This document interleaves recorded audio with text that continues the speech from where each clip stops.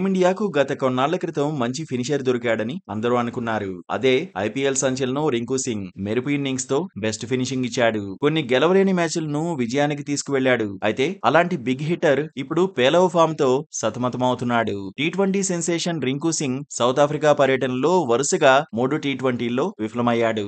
అవకాశం దక్కినా నిరూపించుకోలేకపోయాడు. తొలి టీ20లో 11 పరుగులు చేస్తే రెండో మ్యాచ్ లో 9, మూడో టీ20లో 8 పరుగులే చేశాడు. ఇక సెంచూరియన్ వేదికగా జరిగిన మూడో టీ20లో రింకు సింగ్ బ్యాటింగ్ చూసి ప్రేక్షకులు, క్రికెట్ అభిమానులు ఆశ్చర్యపోయారు.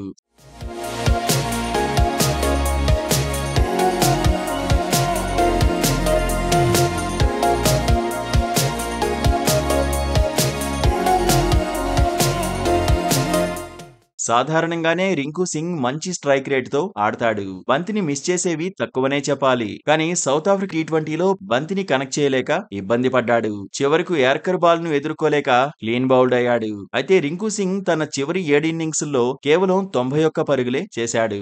దాంతో చిన్న ధోనికి ఏమైందని అభిమానులు ఆందోళన పడుతున్నారు. మొదట్లో ధోని ప్లేస్ ను రీప్లేస్ చేస్తాడని, టీమిండియాకు బెస్ట్ ఫినిషర్ దొరికినట్లే అని అనుకున్నారు. కానీ ఇప్పుడు ఆ స్థాయిలో రాణించలేక విమర్శల పాలవుతున్నాడు.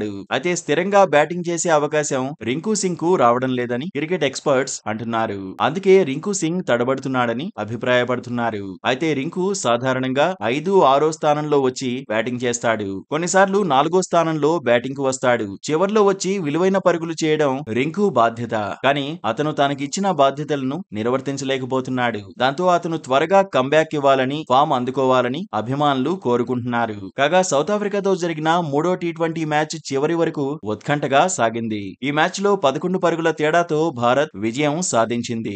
ఈ గెలుపుతో 4 టీ20ల సిరీస్ లో 2-1తో ఆధిక్యంలో ఉంది. తిలక్ వర్మ ఈ మ్యాచ్ లో హైలైట్ గా నిలిచాడు. 107 పరుగులు చేసి నాటౌట్ గా నిలిచాడు. ఓపెనర్ అభిషేక్ శర్మ 25 బంతుల్లో 50 పరుగులు చేశాడు.